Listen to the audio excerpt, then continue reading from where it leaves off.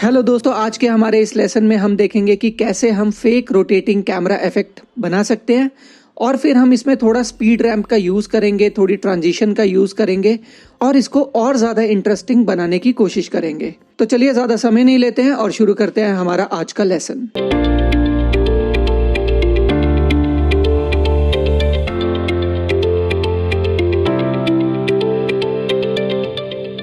तो दोस्तों, मैंने ऑलरेडी ये लाइब्रेरी बना ली है और इसके अंदर मैंने अपना एक न्यू प्रोजेक्ट भी बना लिया है।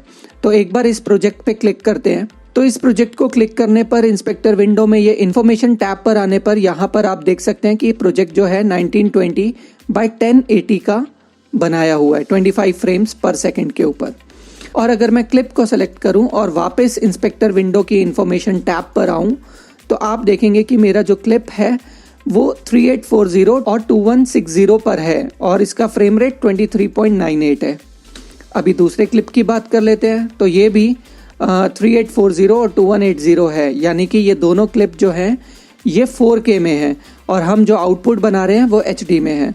तो दोस्तों, ये बात ध्यान रखना बहुत ही ज़रूरी है कि जब भी आप फेक कैमरा मूवमेंट्स का यूज़ करते हैं FCP के अंदर या फिर किसी भी सॉफ्टवेयर के अंदर, जब आप अपने वीडियोस को जूम करते हैं तो उसमें क्वालिटी का होना शॉट के अंदर बहुत ज़रूरी है।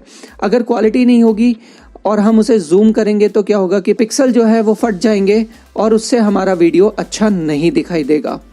तो चलिए अब मैं इस फर्स्ट क्लिप को अपनी टाइमलाइन पर ड्रॉप करता हूँ। तो अब मैं अपने सेकंड क्लिप को भी टाइमलाइन पर रख लेता हूँ। एक बार थोड़ा टाइमलाइन को जूम कर लेते हैं। तो दोस्तों, आपको दिखाई दे रहा है कि इस फर्स्ट क्लिप के अंदर ये ऑडियो भी है, बट मुझे इस इफेक्ट को बनाते हुए किसी भी ऑडियो की अभी इस क्लिप के अंदर ज़रूरत नहीं है। तो मैं क्या करता हूँ कि इस क्लिप में से इस ऑडियो को रिमूव कर देता हूँ। तो रिमूव करने के लिए आपको क्या करना है, उस क्लिप को सेलेक्ट करना है, राइट क्लिक करना है और राइट क्लिक करके वहाँ पे डिटैच ऑडियो पे क्लिक करना है। अभी ये ऑडियो इस वीडियो से अलग हो जाएगा। अभी इसको सेलेक्ट करके हम बैक स्पेस हिट करेंगे और ये डिलीट हो जाएगा।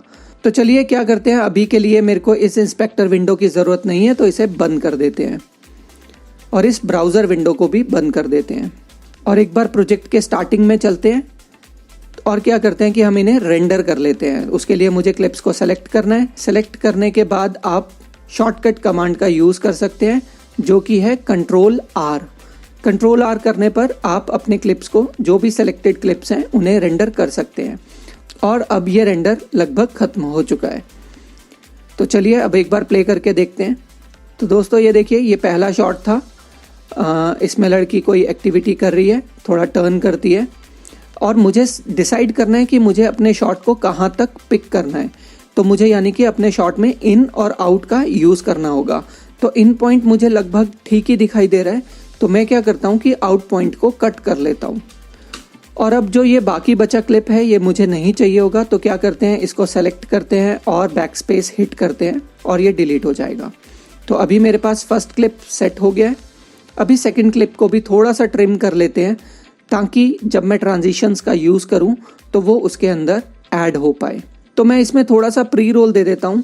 तो दोस्तों, प्री रोल क्या होता है कि जिस भी क्लिप के अंदर, मान लीजिए आपने क्लिप को रोल करना स्टार्ट किया और उसके बाद रोल करते ही अचानक से क्लिप के अंदर एक्टिविटी शुरू हो जाती है, तो उस केस में क्या होता है कि हमें प्री रोल नहीं मिलता है। मान लीजिए कि आपको उस क्लिप के अंदर डिज़ोल्व लगाना है, तो अगर आप उस क्लिप में डिज़ोल्व लगाना चाहते हैं तो वो बहुत मुश्किल होगा क्योंकि वो दो क्लिप्स को आपस में एग्जैक्ट टाइम पर डिज़ोल्व नहीं कर पाएगा ताकि जिस वक्त डिज़ोल्व ख़त्म हो और वहाँ से मेरा डायलॉग शुरू हो जाए।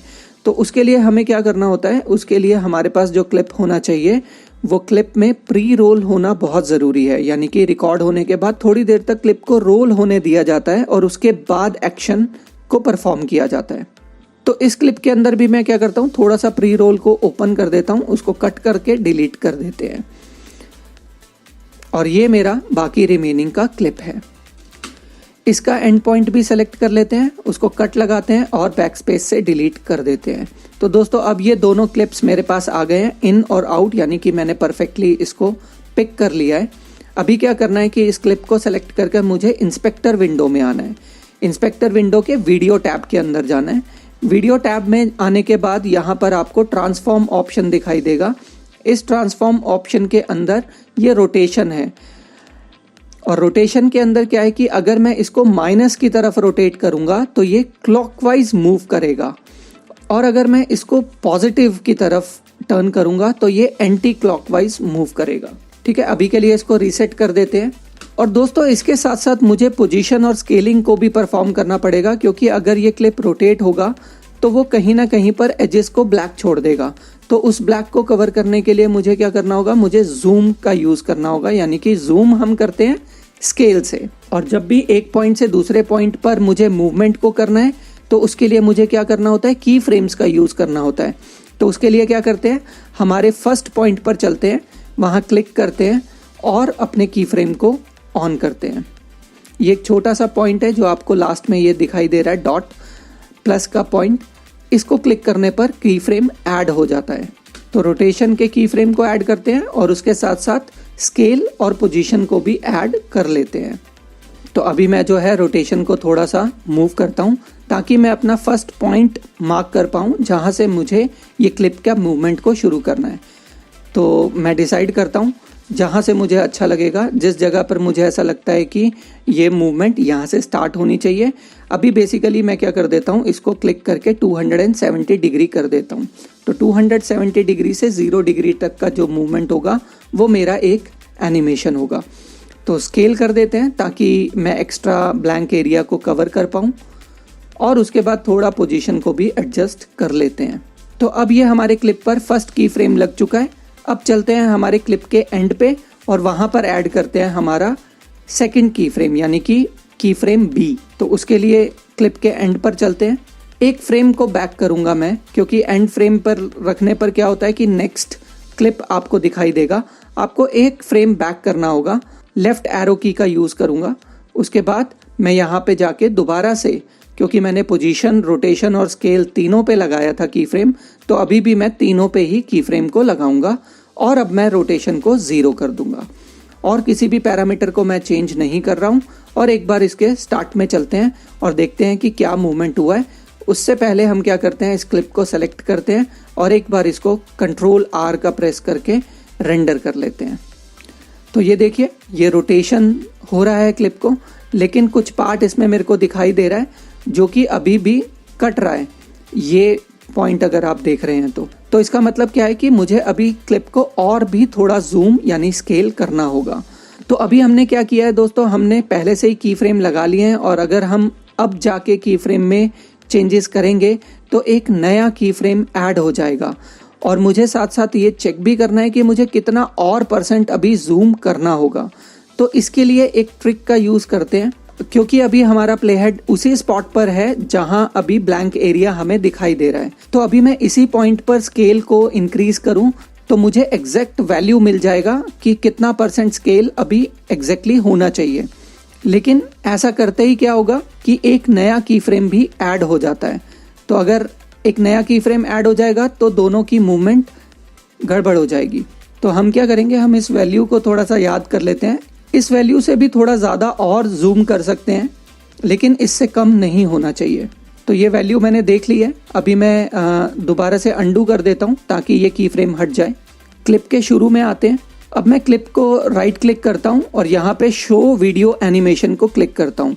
तो यहाँ पर आपको दिखाई दे रहा होगा, ये स्टार्टिंग में एक की फ्रेम लगा हुआ है, ये छोटा सा, और एंड में एक और दूसरा की फ्रेम लगा हुआ है। तो यानी कि इन्हीं की फ्रेम पे ही हमें चेंजेस करने हैं। तो सेलेक्ट करके मैं स्केल पे आता हूँ और यहाँ पर 218 कर देते हैं, जबकि हमने देखा था कि 213 बेटर था, बट स्टिल क्या करते हैं कि 218 कर देते हैं ताकि अगर मुझे ब्लैक एरिया थोड़ा भी कहीं और आने की गुंजाइश हो तो वो भी हट जाए। तो मेरा फर्स्ट की फ्रेम ऐड हो गया 218 पे। अभी क्या करते हैं, लास्ट की फ्रेम की तरफ आते हैं, और लास्ट की फ्रेम पर आने के लिए मैं इंस्पेक्टर विंडो पे हमारे इन की फ्रेम्स पर आऊँगा। यहाँ पर आपको ये 2 एरो दिखाई दे रहे हैं, लेफ्ट और राइट। अगर मैं राइट एरो को प्रेस करता हूँ तो ये मूव कर जाता है प्ले हेड हमारे नेक्स्ट की फ्रेम के ऊपर। तो ये हमारा अभी नेक्स्ट की फ्रेम पर आ गया है। अभी हमें क्या करना है, क्योंकि हमने 218 किया है पिछले वाले में, यहाँ पर भी हमें सेम वैल्यू देनी है, दैट इज 218। तो अब मुझे इस वीडियो एनिमेशन विंडो की ज़रूरत नहीं है। इसको यहाँ ऊपर स्मॉल सा जो क्रॉस दिया हुआ है उस पर क्लिक कर देता हूँ और ये विंडो हट जाएगी। अब उसके बाद फिर दोबारा सेलेक्ट करते हैं, कंट्रोल आर दबाते हैं और रेंडर कर लेते हैं हमारे क्लिप को। अभी दोबारा से प्ले करते हैं और देखते हैं कि क्या कोई ब्लैंक एरिया तो नहीं बचा है अभी। अभी क्लिप जो मूव कर रहा है आपको दिखाई दे रहा है, अभी कोई भी ब्लैक एरिया साइड से नहीं आ रहा है। लेकिन प्ले करते हुए थोड़ा सा मुझे लगा कि ये जो पॉइंट जहाँ से स्टार्ट हो रहा है ये एकदम वर्टिकल पॉइंट से स्टार्ट हो रहा है। तो क्या करते हैं, थोड़ा सा इसको और रोटेट कर देते हैं ताकि ये एंगुलर यानी डायगोनल स्टार्ट हो। तो उसके लिए मुझे क्या करना है, इंस्पेक्टर विंडो पे वापस दोबारा से जाना है। इंस्पेक्टर विंडो पे जाने के बाद मुझे थोड़ा सा और रोटेट कर देना है उसके फर्स्ट की फ्रेम पॉइंट को, ताकि डायगोनल से स्टार्ट हो और फिर मूवमेंट पूरा हो। तो अब हमें क्या करना है, ये जो ट्रांसफॉर्म एनिमेशन हमने क्रिएट किया है, अभी सेम एनिमेशन को मुझे कॉपी पेस्ट करना है हमारे नेक्स्ट क्लिप के अंदर भी। तो उसके लिए क्या करना होगा, मुझे अपने प्रीवियस क्लिप को सेलेक्ट करना होगा और उसको कॉपी यानी कि कमांड C। तो अब ये हमारा क्लिप जो है कॉपी हो गया है। अभी नेक्स्ट क्लिप को सेलेक्ट करेंगे और फिर दोबारा से एडिट में आएंगे और इस बार हम पेस्ट नहीं करेंगे क्योंकि मुझे इफेक्ट को पेस्ट करना है। और इफेक्ट की जगह मुझे क्या पेस्ट करना है, मुझे इनके एट्रीब्यूट्स को पेस्ट करना है। यानी कि ये जो भी स्केल, रोटेशन, पोजीशन का मैंने जो यूज़ किया था, उस स्केल, रोटेशन और पोजीशन को मुझे अभी इस न्यू क्लिप के अंदर पेस्ट करना है। तो उसके लिए मैं जो यूज़ करूँगा वो करूँगा पेस्ट एट्रीब्यूट का। क्लिक करने पर आपको ये विंडो ऐसा ओपन हो जाएगा। लेफ्ट हैंड साइड जो है इसमें हमारे वीडियो के एट्रीब्यूट्स होते हैं और राइट हैंड साइड में ऑडियो के एट्रीब्यूट्स होते हैं, यानी कि जो भी हमने फिल्टर्स या इफेक्ट यूज़ किए होते हैं। दोस्तों, एट्रीब्यूट के ऊपर पूरा डेडिकेटेड एक लेसन रहेगा मेरे आने वाले वीडियोस के अंदर। तो ये लेफ्ट हैंड साइड पे आपको वीडियो एट्रीब्यूट्स दिखाई दे रहा है और उसके अंदर ट्रांसफॉर्म भी दिखाई दे रहा है। तो ये ट्रांसफॉर्म के अंदर सेम तीनों चीज़ें हमारी ऐड हैं, that is position, rotation and scale, जो कि हमने की फ्रेम भी लगाए थे। थोड़ा नीचे आने पर यहाँ विंडो पर आपको की फ्रेम टाइमिंग का एक ऑप्शन मिल रहा है जिसमें 2 ऑप्शन है, maintain and stretch to fit. ठीक है, तो अभी इस केस में हमें स्ट्रेच टू फिट का यूज़ करना है क्योंकि मैं नहीं चाहता कि मेरा की फ्रेम पहले ही फिनिश हो जाए, मैं चाहता हूँ कि वो लास्ट तक मूवमेंट ही रहे उसका। तो अभी एक बार इन्हें प्ले कर लेते हैं और प्ले करने पे ये देखिए ये क्लिप रोटेट हो रहा है और जब ये दूसरा क्लिप आता है तो उसमें भी सेम ही रोटेशन है जो कि पिछले वाले क्लिप में है। तो अभी इन क्लिप्स को सीमलेस पोजीशन के लिए हमें क्या करना है, इन दोनों के बीच में ट्रांजिशन का यूज़ करना है। तो मैं डिसॉल्व ट्रांजिशन का यूज़ करूँगा। उसके लिए मैं ये क्लिप्स को सेलेक्ट कर लेता हूँ। उसके बाद हम एडिट में जाएंगे। एडिट में जाने के बाद आपको यहाँ पर ऐड क्रॉस डिसॉल्व का ऑप्शन दिखाई देगा और इसकी शॉर्टकट कमांड है कमांड T। जैसे ही मैं ये हिट करता हूँ, अभी मेरे दोनों क्लिप्स के बीच में डिसॉल्व लग गया है और बाय डिफ़ॉल्ट आप देख रहे हैं ये 1 सेकंड का है। अगर हम इसे चेंज करना चाहें तो मैं राइट क्लिक करके चेंज ड्यूरेशन कर सकता हूँ। जैसे ही मैं इस पर हिट करूँगा, यहाँ अभी ऊपर आपको दिखाई दे रहा है अभी ये 1 सेकंड और 0 फ्रेम्स दिखा रहा है। हम इसको 20 फ्रेम में कन्वर्ट कर लेते हैं। तो मैं 20 टाइप करता हूँ और एंटर को प्रेस कर देता हूँ। तो अभी इसको सेलेक्ट करते हैं, आपको यहाँ पर दिखाई दे रहा है कि ये 20 फ्रेम्स का डिसॉल्व है। अब हमें क्या करना है, अब हमें इसके अंदर थोड़ा रैंप स्पीडिंग यानी कि स्पीड के साथ हमें थोड़ा स्टाइलाइज स्पीड मूवमेंट चाहिए। तो उसके लिए मुझे क्या करना होगा, मुझे इन दोनों क्लिप्स को और इस क्रॉस डिसॉल्व को भी एक कंपाउंड क्लिप में कन्वर्ट करना होगा। तो कंपाउंड क्लिप से क्या होता है दोस्तों कि जब हम इनको सभी क्लिप्स को सेलेक्ट कर कर कंपाउंड क्लिप कर देते हैं तो अब जो है मेरे सामने एक ही बड़ा क्लिप नज़र आएगा, मुझे उसके अंदर के ऑप्शंस नहीं दिखाई देंगे। लेकिन अगर मैं उनमें चेंजेस करना चाहता हूं तो मैं क्या कर सकता हूं कि मैं डबल क्लिक करके उस कंपाउंड क्लिप के अंदर जा सकता हूं और वहां पर अपने चेंजेस को परफॉर्म कर सकता हूं। तो चलिए क्लिप्स को सेलेक्ट कर लेते हैं। सेलेक्ट करने के बाद मैं राइट क्लिक करूंगा और राइट क्लिक के बाद यहाँ ऊपर न्यू कंपाउंड क्लिप पे सेलेक्ट करूंगा। इसके बाद जो भी ऑप्शन आ रहा है मैं उसी को ही अभी सेलेक्ट रहने देता हूं और ओके प्रेस कर देता हूं। तो अभी देखिए, ये देखिए पूरा क्लिप एक कंपाउंड क्लिप में बदल गया है। अभी मैं इसको प्ले करता हूं तो आपको अभी क्लिप में कट्स नहीं दिखाई देगा, ये अभी पूरा का पूरा एक ही क्लिप की तरह दिखाई देगा। उसके अंदर वो डिसॉल्व और दोनों क्लिप्स भी मौजूद हैं। तो चलिए अब कुछ रैंप स्पीडिंग का यूज करते हैं। तो दोस्तों रैंप स्पीडिंग में हम क्या करते हैं, हम क्लिप को नॉर्मली प्ले होने देते हैं और एक किसी पॉइंट पर आकर हम उसमें स्पीड को एनहांस कर देते हैं, यानी कि स्पीड इंक्रीज कर देते हैं और तब हम दूसरे क्लिप के ऊपर लैंड कर जाते हैं। ठीक है, तो इस स्टाइल ऑफ पैटर्न को हम स्पीड रैंपिंग कहते हैं। स्पीड रैंपिंग के लिए क्या करेंगे, हम इन और आउट का यूज करेंगे। इन और आउट के बेसिस पे हम अपने क्लिप को मार्क करेंगे जिसको हमें स्पीड रैंप करना है। ठीक है, तो सबसे पहले क्लिप को प्ले करते हैं। क्लिप को प्ले करने के बाद जहां से आपको स्पीड करना है क्लिप को, वहां पर इन यानी कि आई की को प्रेस करेंगे और जहां तक आपको स्पीड को फास्ट रखना है वहां पर आउट यानी कि ओ की को प्रेस करेंगे। तो अब ये हमारा क्लिप के अंदर इन एंड आउट लग गया है। इसके बाद आपको यहाँ व्यूअर विंडो के इस छोटे से बटन पे, जो कि स्पीडोमीटर की तरह दिखाई दे रहा है, आपको इस बटन के इस स्मॉल से एरो बटन पे क्लिक करना है। अभी यहाँ पर आपको फास्ट, स्लो और बहुत सारे स्पीड के ऑप्शंस दिखाई दे रहे हैं। इनमें से मैं फास्ट को चूज करूंगा और मैं इसको लगभग 20x की स्पीड कर देता हूं। और जैसे ही मैंने इसे 20x की स्पीड किया है, आप देख रहे हैं कि ऑटोमेटिकली इसमें कुछ चेंजेस आ गया है क्लिप के अंदर। ये पहले आपको नॉर्मल दिखा रहा है, उसके बाद कुछ स्पीड में चेंजेस दिखा रहा है और उसके बाद फिर दोबारा से नॉर्मल क्लिप दिखा रहा है। यानी कि क्या हुआ है, ये 100% स्पीड यानी कि एक नॉर्मल स्पीड पर प्ले करेगा और फिर चेंज हो जाएगा 20x की स्पीड में और फिर जैसे ही हमारा वो एक्शन फिनिश होगा वो दोबारा से नॉर्मल स्पीड में कन्वर्ट हो जाएगा।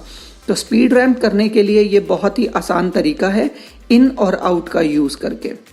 और दोस्तों इस बीच में आपको ये थोड़ा सा ग्रे पार्ट भी दिखाई दे रहा होगा। ग्रीन पार्ट जो हमारी नॉर्मल स्पीड है, उसके बाद एक ग्रे पार्ट है जो कि हमारी ट्रांजिशन है हमारी नॉर्मल स्पीड से उस 20x की स्पीड पर जाने के लिए। उसके बाद वो 20x स्पीड पे प्ले होगा जो कि ब्लू में दिखाई दे रहा है और अगर हम इसको स्पीड स्लो करेंगे तो ये ऑरेंज में दिखाई देगा। अभी हमने स्पीड फास्ट किया है इसीलिए ये ब्लू में दिखाई दे रहा है। इसके बाद फिर दोबारा से ये जो ग्रे पार्ट दिखाई दे रहा है, ये अब हमारा 20x स्पीड से नॉर्मल स्पीड में जाने के लिए ये ग्रे पार्ट का यूज हो रहा है। यानी कि ये ग्रेजुअली 20x स्पीड पे जाएगा और फिर ग्रेजुअली वापस हमारी नॉर्मल स्पीड पर आ जाएगा। इसीलिए इसे स्पीड रैंप कहते हैं। रैंप मतलब एक पॉइंट से दूसरे पॉइंट पर स्पीड अप करना या तो स्पीड डाउन करना। तो चलिए अब कुछ म्यूजिक इसमें लगा लेते हैं। तो ये मैंने एक ऑलरेडी एक म्यूजिक बनाकर रखा है। तो अब अगर मैं इसको प्ले करता हूं,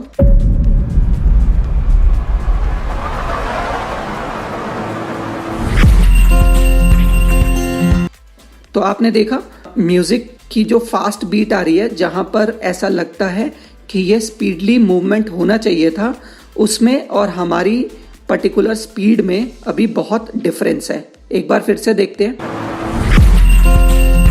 ये देखिए इस जगह पर जो हमारा ऑडियो है वो ऐसा बता रहा है कि यहाँ पर स्पीड रैंप का यूज होना चाहिए ऑडियो के हिसाब से, लेकिन हमारी इस विजुअली इस क्लिप के अंदर कहाँ पर स्पीड रैंप हो रहा है, ये देखिए इस पर्टिकुलर पॉइंट पे। यानी कि अब हमें क्या करना है, हमें इस स्पीड रैंप को इस म्यूजिक के साथ फिट करना है। उसके लिए मैं क्या करूंगा, मैं ये स्पीड के एक छोटे से ऑप्शन पे क्लिक करूंगा जो कि एंड पॉइंट है।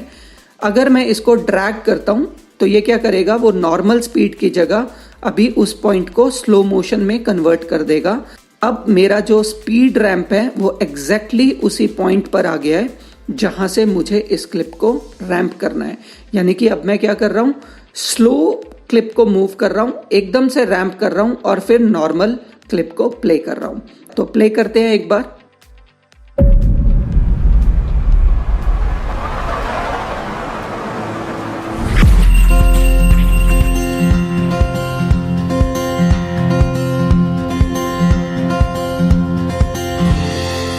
तो देखा दोस्तों आपने, अभी एकदम से हमारा जो इफेक्ट है वो हमारी बीट पर भी मैच कर गया है और हम अपने शॉट को एम्फसाइज भी कर रहे हैं और उसके बाद उसको नॉर्मली प्ले भी कर रहे हैं। तो एक बहुत ही अच्छा क्रिएटिव इफेक्ट बन जाता है। लेकिन हमने इफेक्ट से ज़्यादा हमारे फाइनल कट प्रो के सिस्टम प्रोसेस को भी देखा कि किस तरीके से हम इसकी डिफरेंट कमांड्स का यूज़ करके, इसकी डिफरेंट एलिमेंट्स का यूज़ करके हमारे इफेक्ट्स को क्रिएट कर सकते हैं। तो दोस्तों आने वाले टाइम में मैं ऐसे और भी बहुत सारे लेसन्स लेकर आऊँगा जो कि फाइनल कट प्रो की कुछ डिटेल्स के बारे में आपको बताएंगे। तो दोस्तों बने रहिए मेरे साथ आने वाले लेसन्स में।